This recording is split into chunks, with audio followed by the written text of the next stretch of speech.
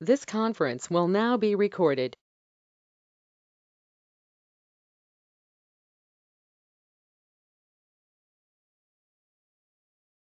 So in the previous session,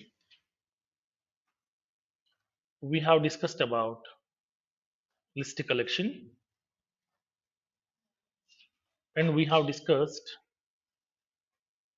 what exactly the list collection and what is the use, how to prepare list collection class and what is the syntax we used to follow. And once a list collection has been defined, then how can we manage the elements inside the list collection with the help of some ready-made methods we have discussed in the previous session. And we have discussed about the practical use case of list collection as well. How to use each method we have discussed in the previous session.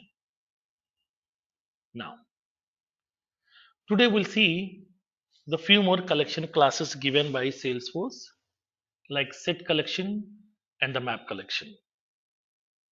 So let's see set collection first. What exactly set collection? What is the use?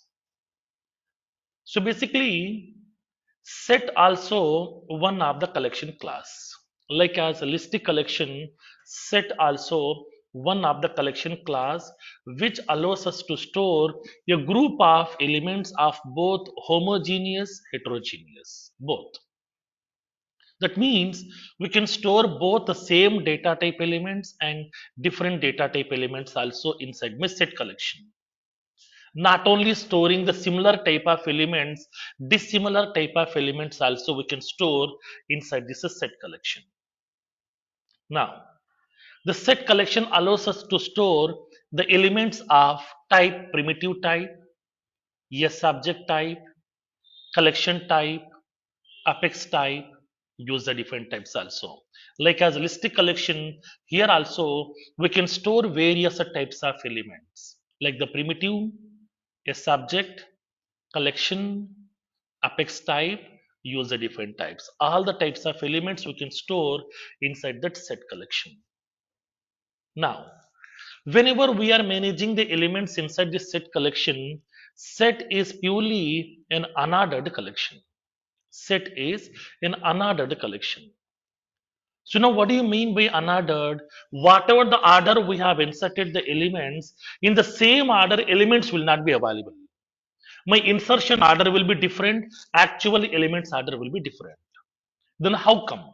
Now let me explain. For example, assume that I have a set collection which can store a group of string elements inside this. Initially my collection is empty. Now I'm adding some elements. For example, I'm adding an element like for example apex. Whenever I'm adding the element, this element will be storing inside my collection. So this is the first element, the element will be getting stored. This is the element here. Okay, this is the first element. Now, I'm storing the element, for example, Anand. Anand. Now, in this case, whenever I'm adding a new element inside this collection, first of all, set collection will verify with this name already an element is exist or not. It will check it out. Okay, observe the functionality.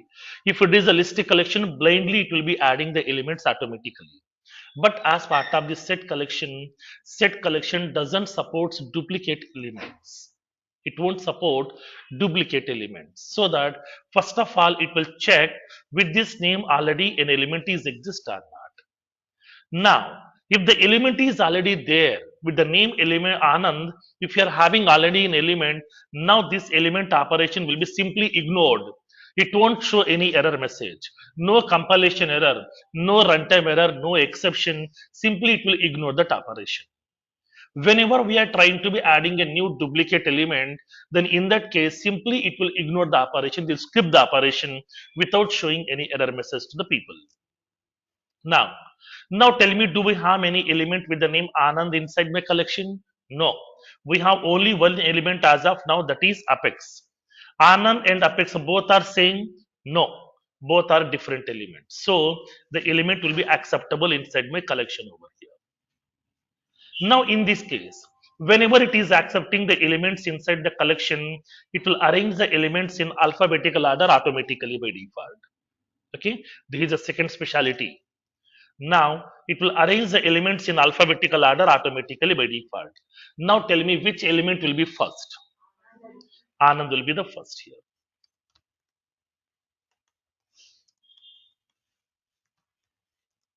Anand will be the first element, and then we are having Apex. These are the two elements are available in my collection. Now I'm adding an element with the name some United States. Will this element will be acceptable in my set collection? Yes. Now tell me where that element will be. The element will be at the first or middle or last. Last. So the element will be storing at the last. Next one. I'm adding the element some Bangalore. Then where this element will be acceptable? After Apex. Now the element will be acceptable after Apex. So the Bangalore. The element will be available over here. I'm adding the element some Australia after Apex. So this element also will be acceptable over here. Now it will be available after Apex. Now the collection will be getting expanded automatically.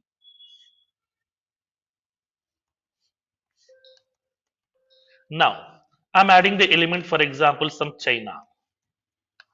Will the element will be acceptable? Yes. Where it will be acceptable? After Bangalore. Okay, after Bangalore, it will be accepting the element China.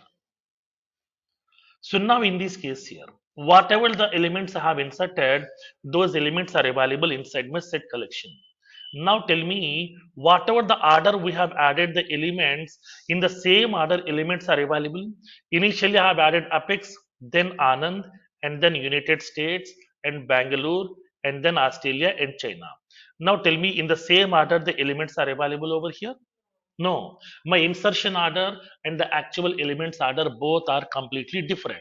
So this is called as unordered collection. So list is a ordered collection, set is a unordered collection.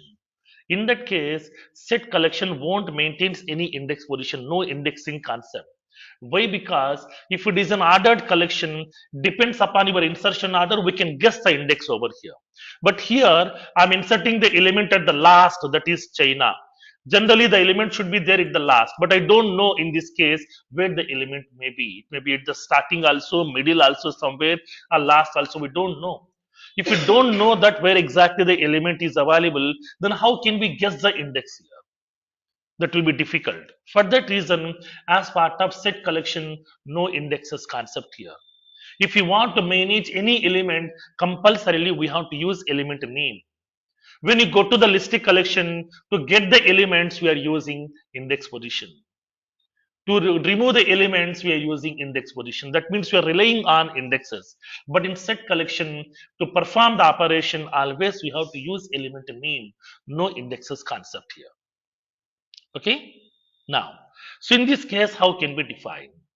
So basically, set is an unordered collection. Set is an unordered collection which doesn't preserve the insertion order. Whatever the order we have inserted the elements, in the same order, elements will not be available. My insertion order will be different, actual elements order will be different as part of set collection, because set collection will be arranging the elements in alphabetical order automatically by default. This is the functionality of set collection. Now, so set collection allows us to store both homogeneous elements, heterogeneous elements also both. Then in that case, inside the set collection, we can store the elements of primitive type, yes subject type, collection type, apex type, use the different types of elements also. Okay. Now, as part of set collection doesn't support duplicate elements. When the user tries to add a new duplicate element to the set collection, simply it will ignore the operation. Simply, it will ignore the operation over here. It won't show any error messages to the people. Now, whenever we are storing the elements inside the set collection, same like as list, set also will be supporting to store dynamic memory allocation so that collection size can grow, collection size can shrink also at runtime. If I'm keep on adding some new elements, collection size will be getting expanded. If you're removing some elements from the collection size will be getting decreased automatically by default. Okay. Now, in this case, how to manage the elements in the set collection? Set collection class provides a collection of ready-made methods. All are instance methods which we can able to accessible with the help of object of that set collection class. So create the object of the set class and then we can access each and every method and then we can able to perform the operations on those set collection class elements as well. So, in order to manage the elements inside the set collection class, we are using the help of some ready-made methods. Then, how to define this as set collection class, how to use those methods, what methods are available. Now, let's see one by one here. Okay. Now, make a note of this one.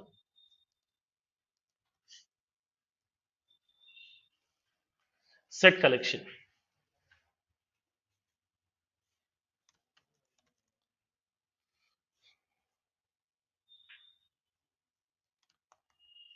Set collection allows us to store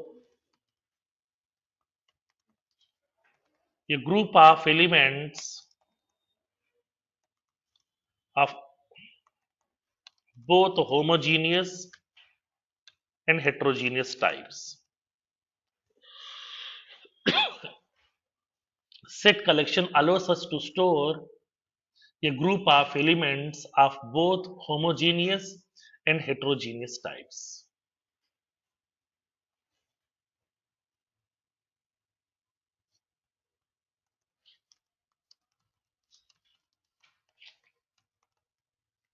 By using set collection, we can store the elements of type primitive type, a subject type, collection type, apex type, and use a different type of elements. Okay.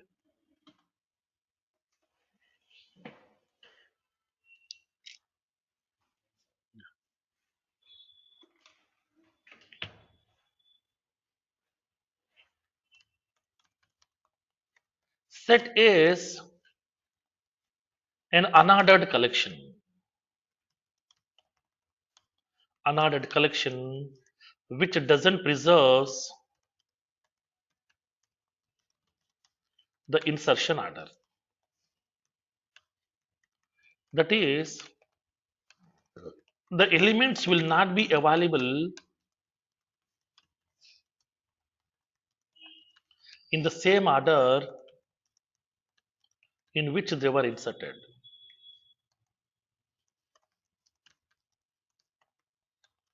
Set collection will arrange the elements in ascending order by default.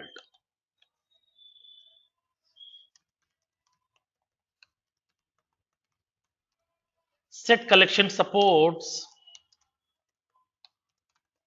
dynamic memory allocation, hence, the collection size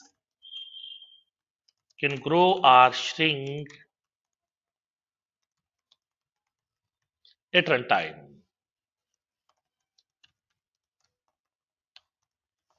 Set collection won't allow the duplicate elements. It maintains the uniqueness of the elements based on binary comparison.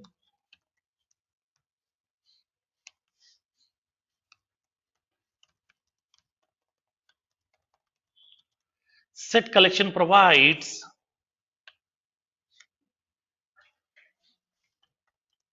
a group of instance methods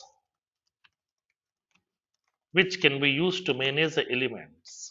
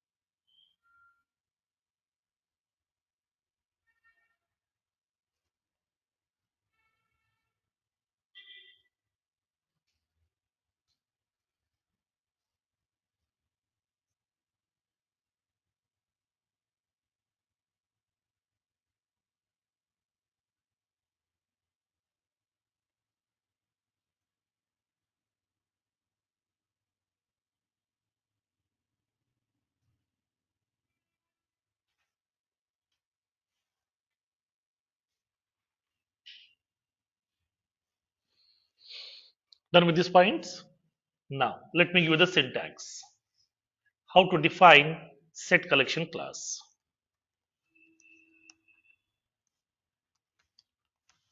set of data type.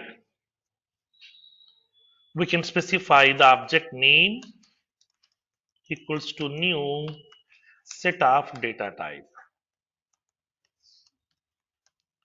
For example, I'm using set of string.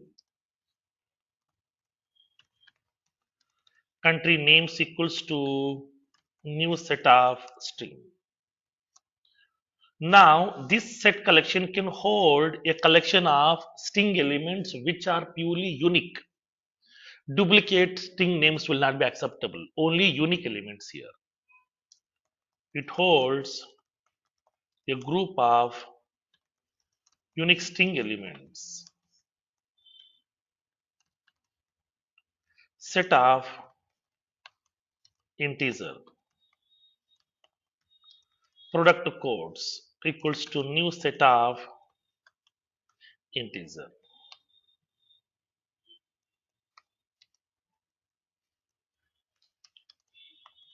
It holds a group of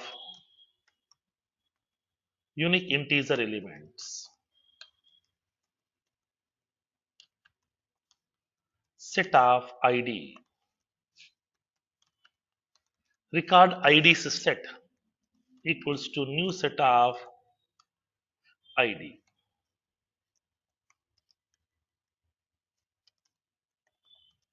It holds a group of unique record IDs. Set of account. Accounts set equals to new set of account. Now this set collection holds a group of unique account records.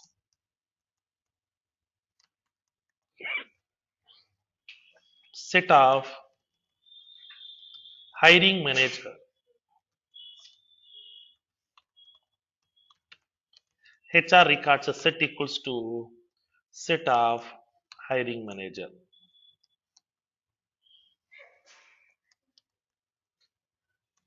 Now this collection holds a group of unique HR records.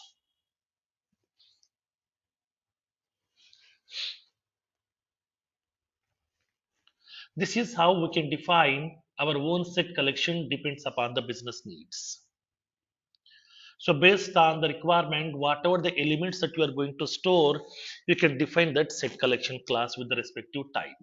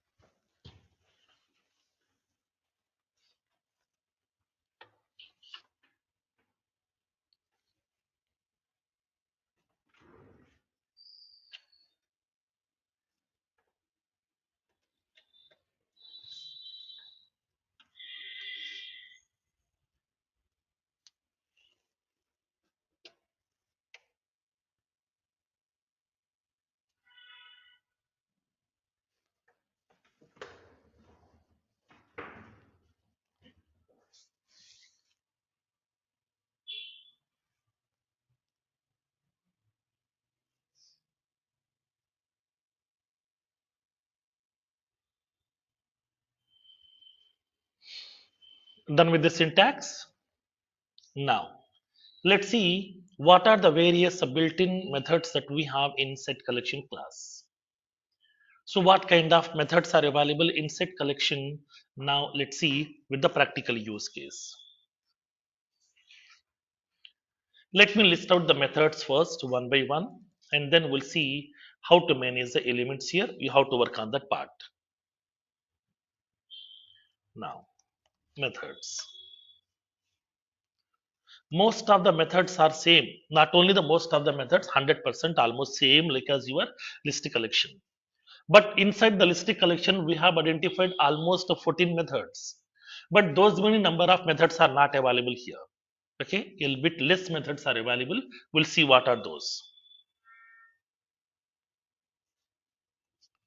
For example, I'm defining a set collection class which can store a group of string elements inside it.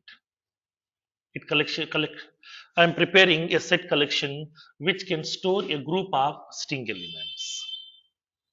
Now here I'm indicating that collection name as some country names or some product names, whatever. New set of string. Now this set collection contains a collection of string elements which are purely unique.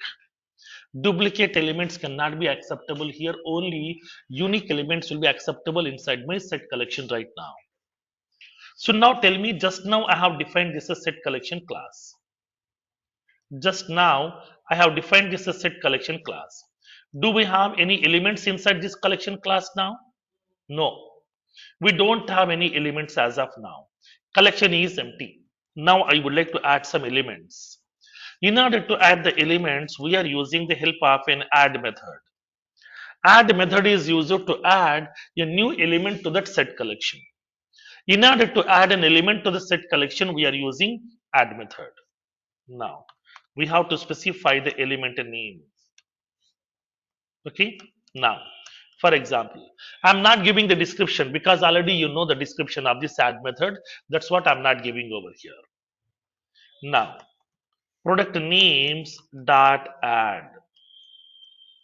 I would like to specify that, okay, a product name as some laptop. Product names dot add of mobile. Product names dot add of desktop. Product names dot add of printer. Product names dot add of, I'm passing some webcam. Product names dot add of now projector. These are the elements I'm adding over here. Now tell me how these elements will be available inside this collection here. In the same order? No. Now in this case, what is the first element? Desktop. And then laptop, mobile,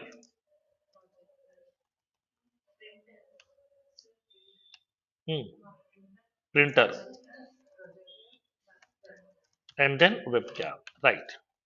This is the order. Now, in this case, my insertion order is like this, but the actual elements order is like this. Both the orders are same? No, because set collection will arrange the elements in alphabetical order automatically by default. We no need to enable. But if it is a listic collection, what we have to do in order to arrange the elements in alphabetical order, especially we have to use the help of sort method. But here, okay, we no need to use sort method. Automatically, the elements will be getting arranged. Okay, now that's what here we don't know where exactly my element is. Whenever we are adding an element, then we don't know in which position the element is available. That's what, as part of set collection, no indexing concept over here. Okay, no indexing concept. We don't have any indexes over here. If you want to manage the elements, always we have to use element name. no index positions. Okay, that's what here. When you go to the listed collection, in order to insert an element at a specific index position, we are using add of index position comma element name. But here we don't have that method because if there is no indexes, then how to insert that? That is a problem. So that we don't have that second method. Next, the next method, add all. Here we can pass either an array or a collection. You know this one. What is the use of this method? Collection of elements we can add to the set collection at a time. As of now, by using add method, we are adding only one element at a time. Now, if you want to add a collection of elements at a time, then we can use the help of add all. For example, I am preparing a string array. Like for example, some home products equals to new string array. Now, I'm placing some elements here. TV, AC, grinder. These are the three elements I'm storing inside my array. Inside this array, I have stored these three elements TV, AC, and the grinder. Three elements. Now, this collection of elements I want to store inside my list set collection. For that one, we are using that method. Product names dot add all of home products. Inside the home products array, whatever the elements are available, all the elements will be storing inside my set collection. Now this is my actual set collection over here. These are the elements are available. Now these elements will be getting added here. Now what is the first element then? TV will be available where? After projector you will be having TV. AC will be available at the first. Next grinder that will be available at now. Like this. The elements will be arranged automatically here.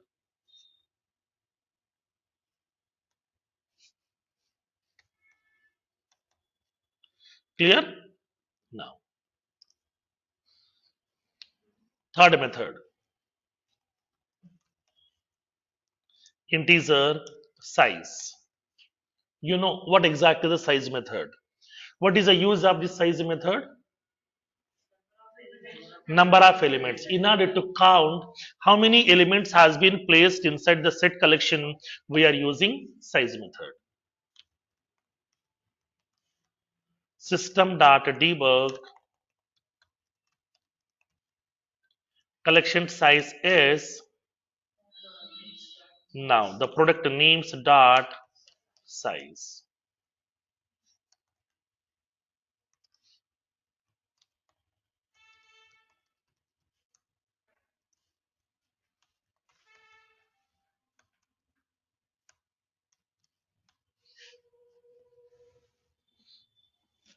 Next one, contains method. What is this contains method will do? To verify the element is exist in the collection or not. So that means we are searching for an element in the collection. Upon searching that element, if the element found in the collection, it returns true or else it will return false. Now we are searching that.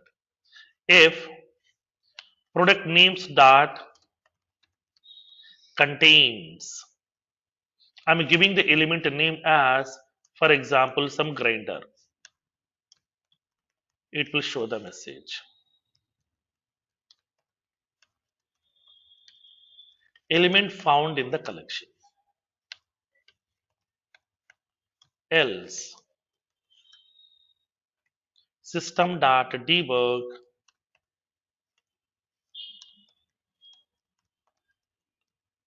element not found in the collection.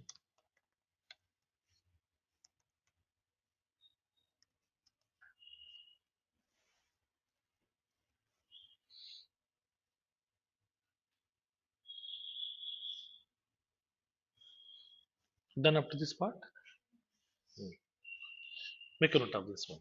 I haven't written the first method also. No, make a note of this. You no need to place this diagram here because for your understanding, I have given this part. Okay, you no need to write in your book.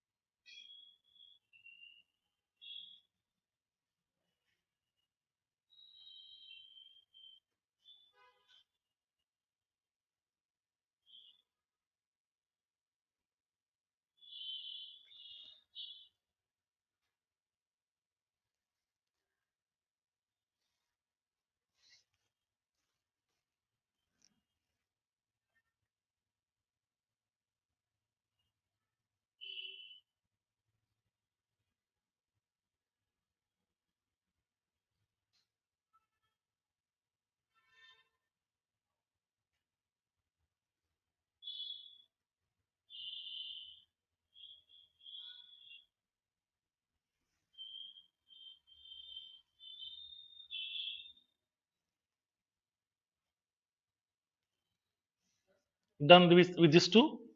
Next.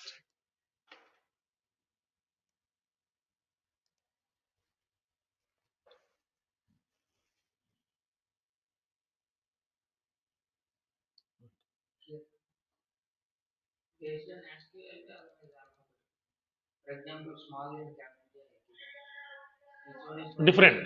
Different. Yes. That's what I told you here. I have given this note point over here. Now it will be eliminating the duplicate elements. It maintains the unique elements based on binary comparison. Okay. In binary comparison, uppercase letters, lowercase letters, both are different.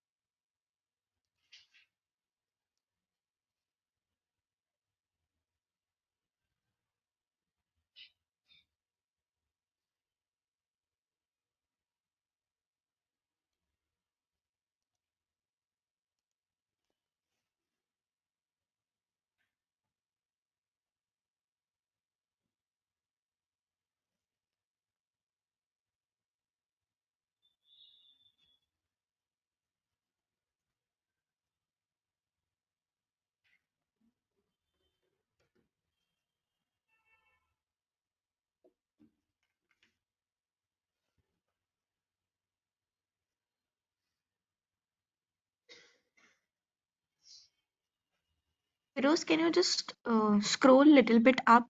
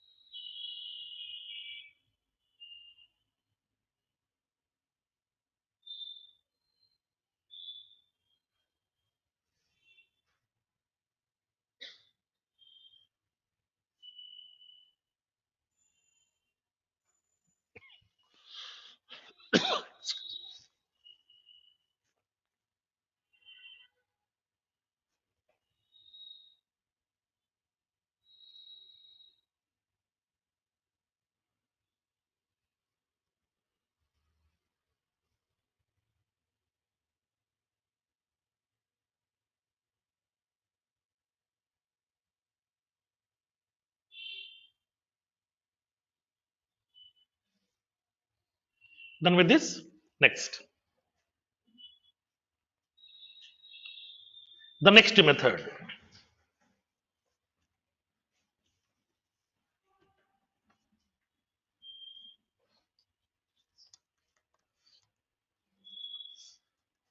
Remove method. Remove method is used to remove an element from the collection. So, in order to remove an element from the collection, we are using this remove method.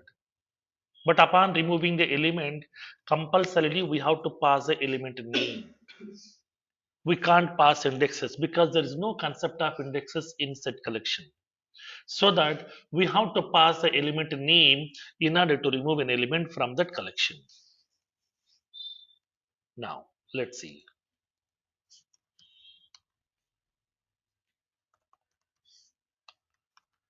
Product names dot remove of.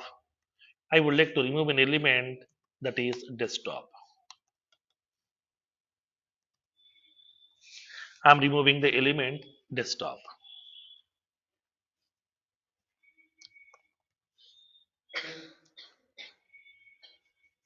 Next, clone method.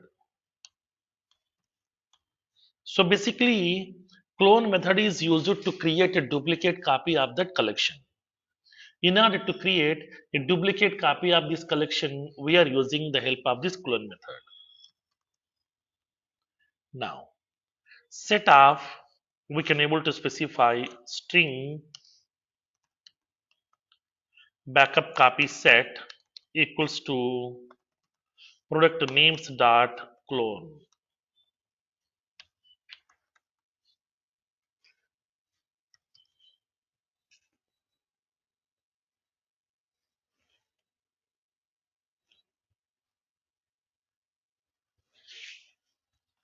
Next,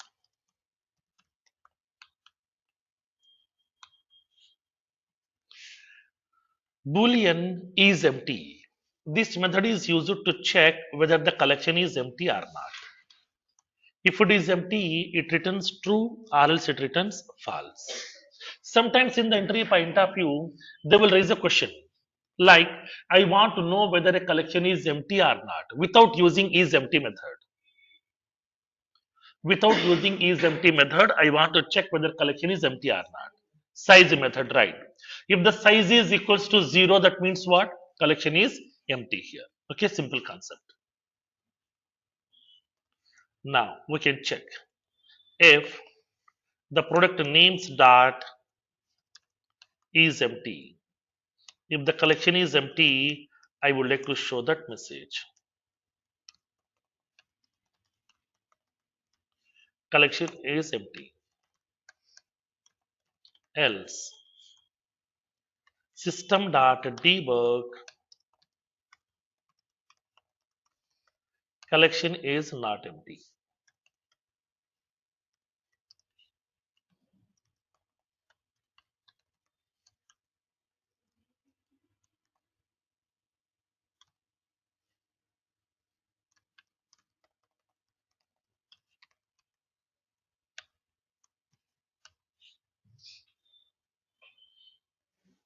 Next one, equals method.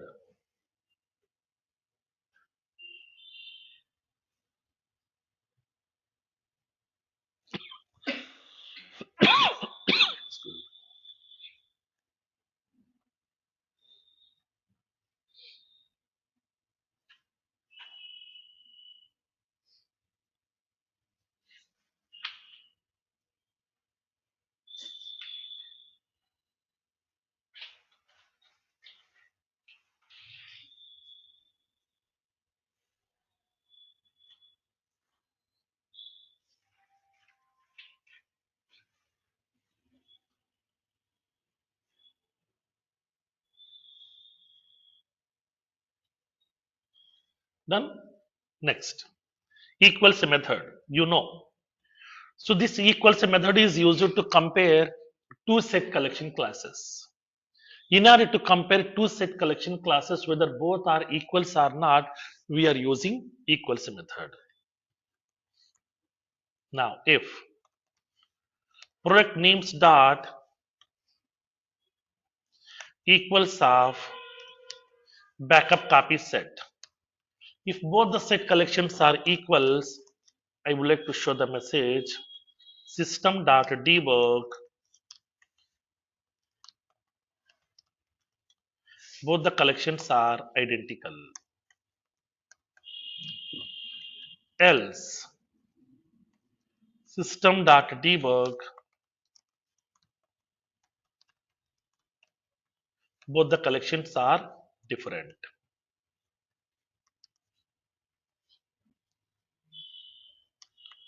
Next, the last method, clear. You know, in order to clear out the collection. That means if you want to remove all the elements from the collection, we are using the help of this clear method. So clear method is used to clear it out all the elements inside that collection.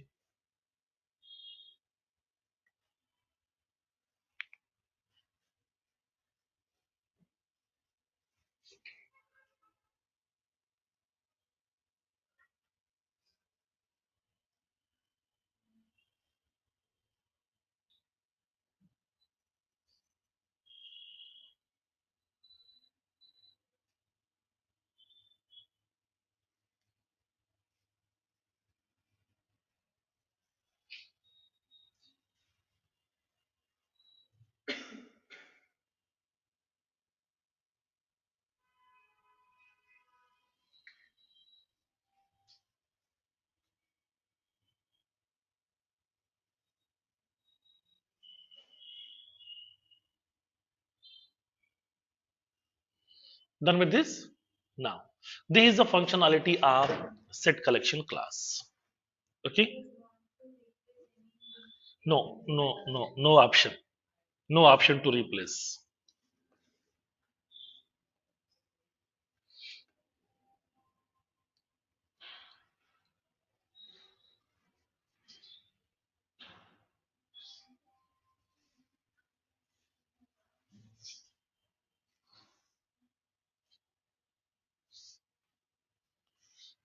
Clear? Next. The next collection, map. So what exactly the map collection? How can we define the map collection? What is the syntax we used to follow? How can we manage the elements inside the map collection and what are the default behaviors that we have with the map collection? Now let me explain. So as of now, we have used list collection which will store the elements directly. Set collection which also can store the elements directly inside that. But in some cases, whenever if you want to recognize an element, we need a pair of values. Pair means two. Pair means two. So whenever if you want to recognize few elements, we need a pair of values. Now, like for example, I have an application. For my application, so many users are available. How to recognize each and every user? In order to recognize this user, we are using the help of the combination of the field username and the password. Based on the combination of username and the password values, we can recognize each and every user. Now, user 1 is having his own username, his own password. Second user is having his own username and password. Third user is having his name, username, and the password. So, to recognize each and every user, we need the combination of both the username and the password. That's what in every login screen, we are having username and the password combination, both we have to enter. Now, suppose for example, I want to recognize a product. For example, I want to buy a product here. Which a product? A laptop. So today I went to a Dell showroom. Okay, today went to a Dell showroom. As soon as whenever I'm entering into the Dell showroom, one of the salesperson asked me, "So how can he help you? What kind of product that you are looking for?" I said that I want to buy a laptop. Laptop means which laptop here? They have so many models are available with a different configuration, with a different features, okay, with the different prices also, with the different designs. Now, which laptop you want? I want to buy a Dell laptop which is so and so model here with the so and so features. Now, I would like to indicate that configuration. I want a laptop which is having a touch screen also, which is having some 15.6 inch of screen. I'm not looking for 14-inch screen. I'm not looking for smaller screen. I want a bigger screen that is 15.6 inches screen. I'm looking for the laptop which is having the facility of okay 8 GB of RAM and then 1 TB of data storage over there. So we are going to be indicating that. So because each product will be having a separate product code, we have to give the product name, product code. That means I want to buy a laptop, this particular model here. Like the similar way, I went to a mobile showroom. I said that I want to buy iPhone. Which iPhone? iPhone Pro, iPhone basic model, or iPhone 15 Pro Max, or what? And that too, if it is a 15 Pro Max, then which configuration that you want? 8 GB RAM and then 64 GB storage, 128 GB storage, 512 GB storage, 1 TB storage, or what? With what color you want? Green color, pink color, gold color, graphite blue color, or what? What color you want?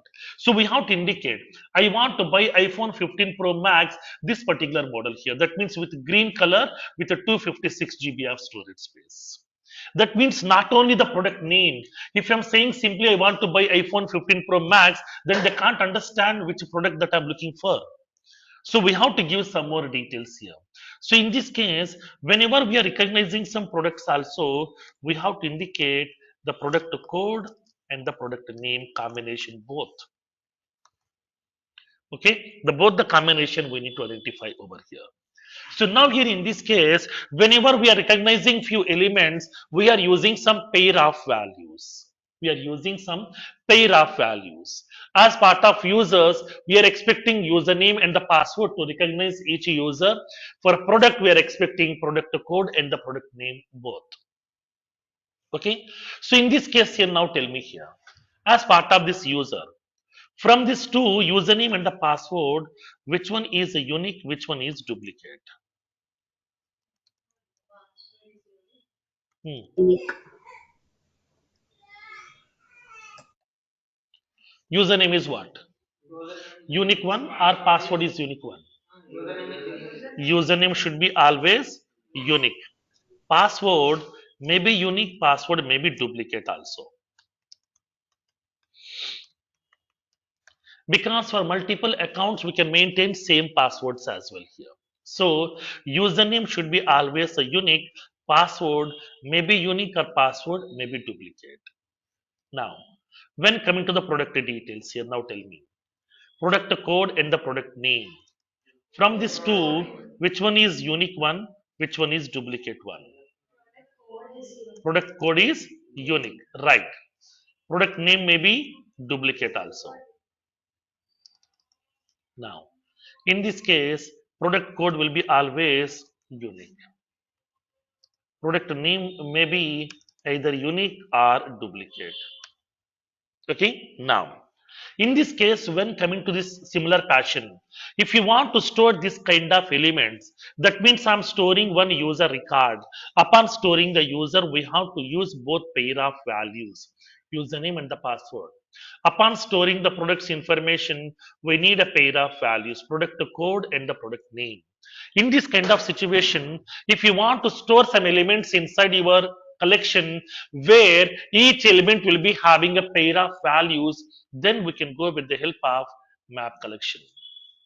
So map collection allows us to store a collection of elements where each element contains two parts. Okay, these are the two pairs over here. Now observe this one here. Now, whatever the username and the password that we have, username will be the unique one, password is unique or duplicate. This unique part is called as key. This unique part is called as key. Now, this duplicate part is called as value. This is called as value. So, whenever if you want to store key value pair collections inside your collection, we are using the help of map collection. Map collection allows us to store a group of elements inside it where each element contains a pair of values. First one will be the key, second one will be the value. Key should be always a unique value, maybe unique value, maybe duplicate also. That facility is available. So that's what simply we can say map is a key value pair collection. Simply we can say map is a key value pair collection where each element contains a key and the value. Clear? Now, so in this case here, whenever we are defining this map collection, we have to pass the key data type, value data type, two data types here. Till now, we are using list of data type, set of data type here. But now we have to pass two data types over here.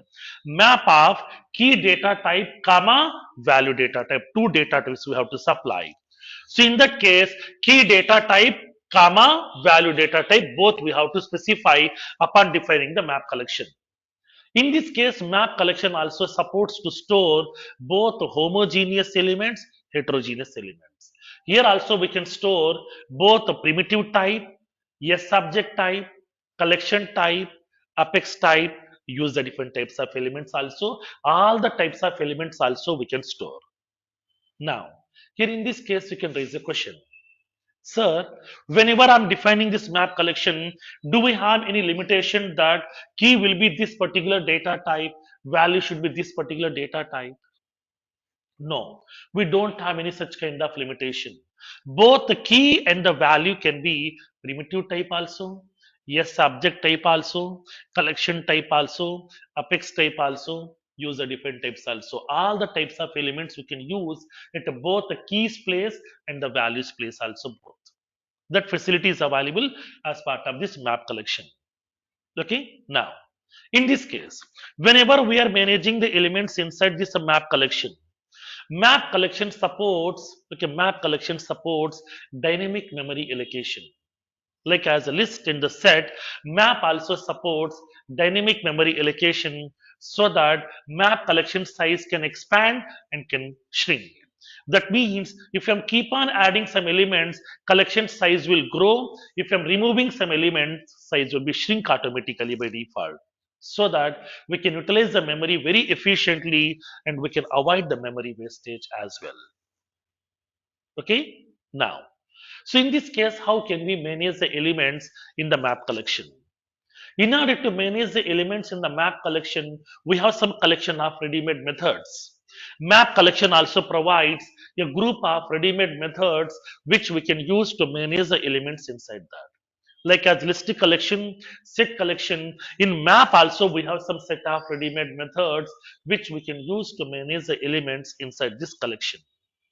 Now, but here, if you want to perform any operation on your element, always we have to use the help of key. Key is a base.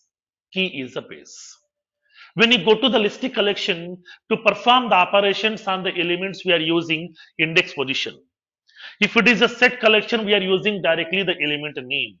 As part of this map collection, to manage the elements, that means if you want to recognize an element, if you want to get an element, if you want to search an element, if you want to remove an element, then always you have to use the help of key.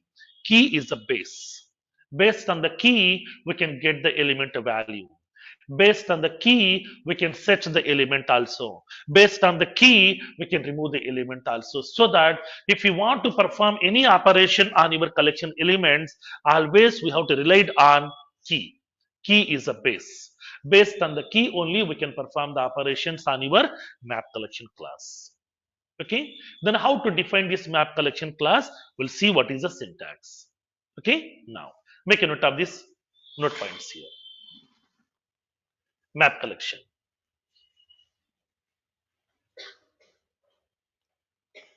Map is a key value pair collection where each element contains two parts. First one, a key which should be always unique. Second one, a value part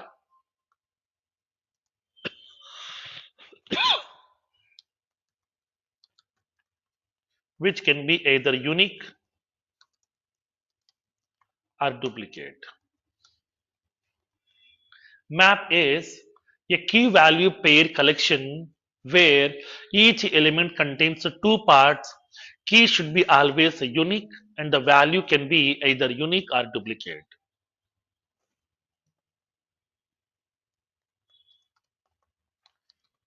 Map collection allows us to store a group of elements of both homogeneous and heterogeneous types. Map collection allows us to store a group of elements of both homogeneous and heterogeneous type.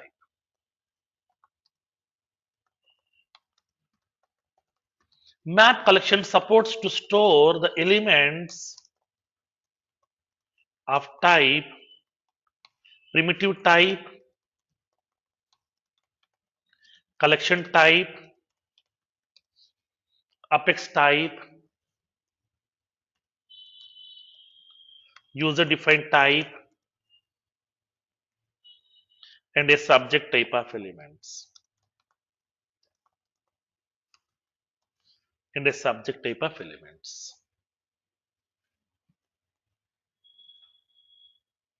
Now, it supports dynamic memory allocation.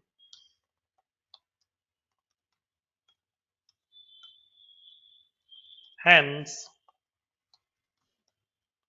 the collection size can grow or shrink at runtime.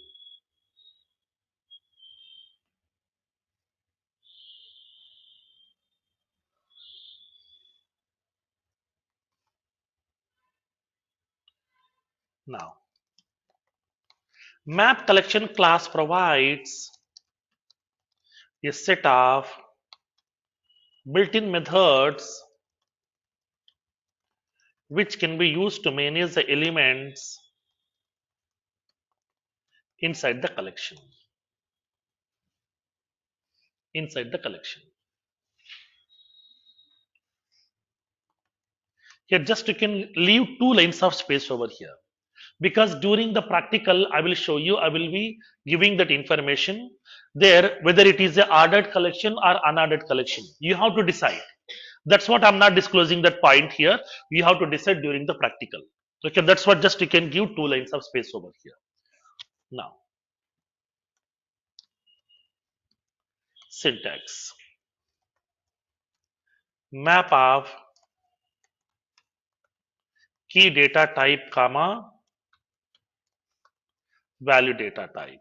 We can specify the object name equals to new map of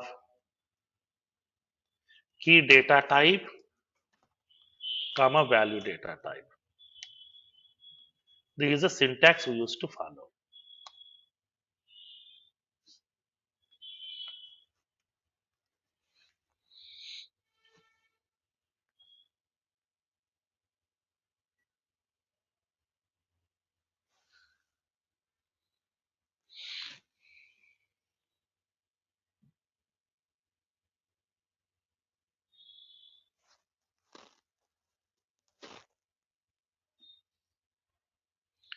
Then how can we define these map collections? Okay, we'll see in tomorrow's session. Tomorrow I will show you how can we define this map collection, what methods are available, how to manage we'll see, so that we can complete the collections topic by tomorrow. And from there we'll see how can we use these collections in order to manage the elements by using SOQL queries also.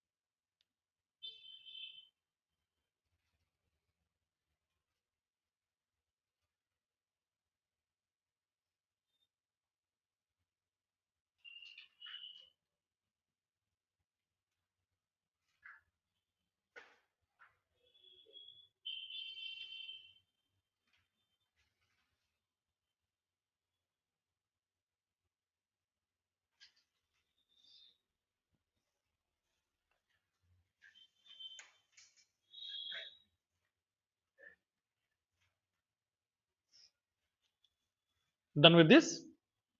No. So go through this information today. Tomorrow we'll see the practical concept of map collection class.